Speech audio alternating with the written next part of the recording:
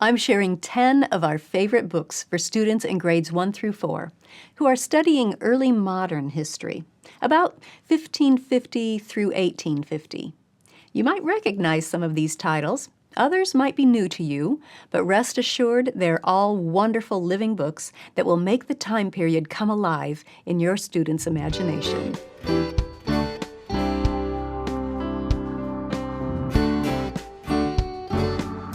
Welcome to the Simply Charlotte Mason podcast. I'm Sonia Schaefer.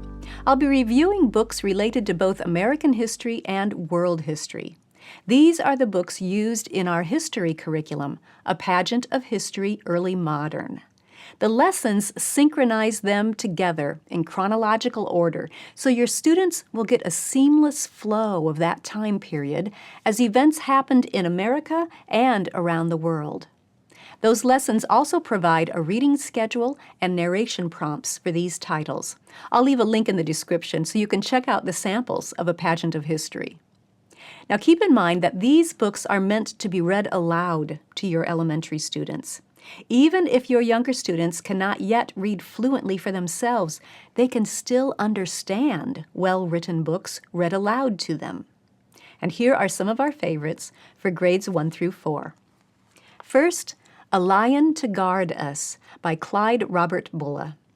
This is a great historical fiction story based on true incidents. Be sure to read the historical note at the end of the book. I won't tell you what it says, no spoilers, but be sure to read it. Now here's the plot. 3 years ago, Amanda's father left for the new colony of Jamestown in America. He was planning to come back and get the family, but it's been a long time, with no word of his whereabouts. When her mother dies, Amanda decides to take her brother and sister to America to find their father. The ocean crossing is long and hard, and when the ship wrecks, the children find themselves on an island rather than their intended destination. What happens next, you'll have to read about for yourself. You might remember this author, Clyde Robert Bullough, from a book I recommended for studying the Middle Ages called Viking Adventure. He's an excellent children's writer with many wonderful titles to his credit, and this book is no exception. The Pilgrims of Plymouth by Marcia Sewall. This is a wonderful account of the Pilgrims who came to America on the Mayflower and established Plymouth Plantation.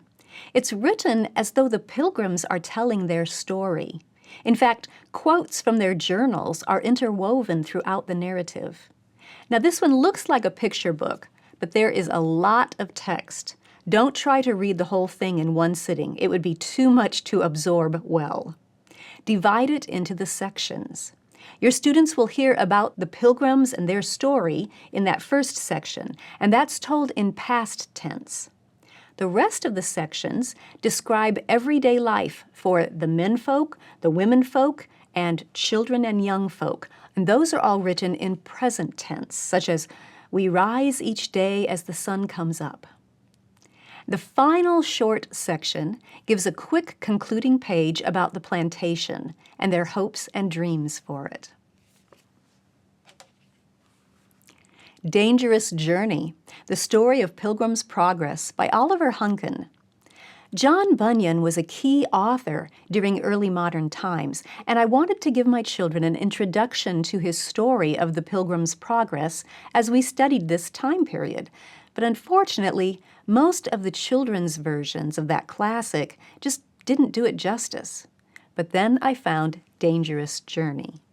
This book preserves the feel and the picturesque language of the original while still making it accessible to younger students. The illustrations also help the children follow the storyline quite easily. Is this a replacement for the original? No. I still encourage the students to read the original when they're older, but Dangerous Journey is a trustworthy introduction when they're young. The Courage of Sarah Noble by Alice Dalgleish. This is a Newbery Honor Award book that's not long, but it packs many important ideas in its 11 chapters. Sarah Noble is 8 years old. when her father treks into the Connecticut wilderness to build their family a new home. Mother has a new baby who cannot make the trip, so Sarah goes along with father in order to cook for him. As you read this story, your students will gain strong ideas about what courage looks like. Not in crisis situations necessarily, but in the midst of the challenges that each day brings. They'll also gain ideas about living peacefully with the Native Americans as friends and neighbors. In fact, Father and Sarah become such good friends with their Indian neighbors that eventually Father leaves Sarah with them while he goes back to fetch Mother and the rest of the family. Your students will also pick up the subtle idea that even younger children can be a help to their parents and the family. This is a true story. Could your 8-year-old do the cooking? That's a powerful idea. But it's not pushed in your face or pointed out. It's simply a foundational part of the story. And your students will benefit from that nod towards responsibility and helping. Through all of Sarah's experiences, traveling in the wilderness, establishing a household, helping her father, and interacting with neighbors who have a different culture, your students will learn many lessons about life in the early 1700s and today. Can't You Make Them Behave, King George? By Jean Fritz. Jean Fritz has such a great sense of humor and a keen love for history. This book will give your students a view of America's war for independence from a British perspective. They'll also learn a lot about King George III, his life, and what it's like to be king. The author includes lively and interesting tidbits about his habits and thought processes, making his story come to life. It's a great book to encourage your students to consider both sides of a conflict.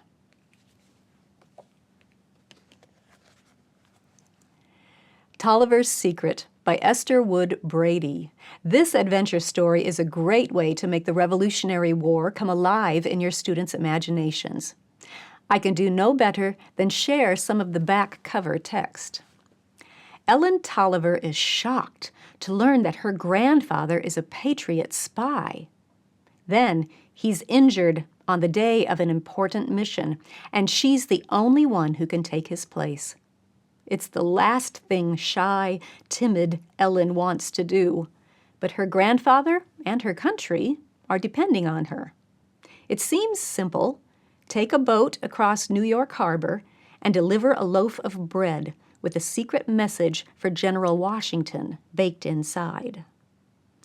But things don't go as planned. It's a great historical fiction that your students are sure to enjoy.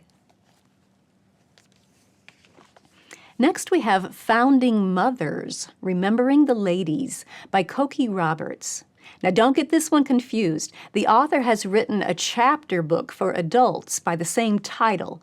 We are recommending the picture book version for students in grades 1 through 4. So much of American history centers around the men who played an important role in our nation's beginnings, the Founding Fathers. But less is written about the women who played important roles in American history. And that's where this book comes in. It is full of short, interesting stories about 10 different women, including Deborah Franklin, Benjamin Franklin's wife, the poet Phyllis Wheatley, Abigail Adams, Martha Washington, Dolly Madison, and more. There's a pictorial timeline of women through the years in the front of the book, as well as inserts about women writers and women warriors who served as soldiers, spies, gunners, and saboteurs. I love the quote given in the conclusion of the book. At the end of the Revolution, George Washington wrote, "You ladies are in the number of the best patriots America can boast." If Washington recognized the importance of the Founding Mothers, I think it's fitting that we do the same.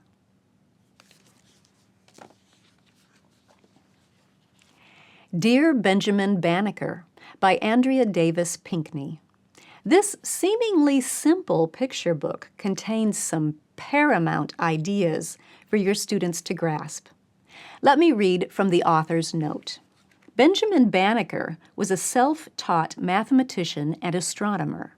Some folks say he was America's first black man of science. But perhaps his most remarkable accomplishment was that he spoke out against racism long before civil rights became a large movement in America. In his letter written to Secretary of State Thomas Jefferson in August 1791, Benjamin attacked the institution of slavery and dared to call Jefferson a hypocrite. This correspondence helped establish Benjamin Banaker as a vital character on the stage of American history. Your students will hear Benjamin's story, his letter to Thomas Jefferson, and Jefferson's reply. It's a wonderful book that plants important seeds for your students' education. Out of Darkness, the Story of Louis Braille by Russell Freedman. We recommend several Russell Freedman books for older students, but this one has a different feel. Out of Darkness is still an interesting narrative, well-written and historically authentic, as are his other titles, but this one is half-size and divided into short chapters with beautiful pencil sketch illustrations. Don't be surprised if reading this story of Louis Braille sparks an intense desire to learn Braille, or at least experiment with it. And if you know a person who uses Braille, you might want to arrange a live demonstration. Out of Darkness is a great opportunity to study history and expand your students' present world at the same time. Last, we have Red Sails to Capri by Anne Wheel. If you were to visit the little island of Capri in southern Italy, you would find there a world-famous landmark called the Blue Grotto. It is a sea cave that reflects the sunlight streaming into the cavern and makes everything glow with a brilliant blue. It's quite a tourist destination and source of income for Capri. And Red Sails to Capri is the story of its discovery in 1826. Now, if your students enjoy suspense and mystery, then don't give them all of that background information. Just start in and read the book. They'll follow the tale as 3 men arrive on a ship with red sails and go to stay at the inn that 14-year-old Michel and his family run. They will learn about the superstitions and stories that are told on the island about the coastal caves and go with Michel and the men as they overcome their fears and go exploring. Even the cadence and style of the dialogue reflects the culture and time period in this story. It's one that your students are sure to enjoy. If you would like a reading schedule and narration prompts for each of these titles, use the link to a Pageant of History Early Modern curriculum in the description. Next time, we'll take a look at some great living books for middle school students studying early modern history. Thanks for joining me. I'll see you next time.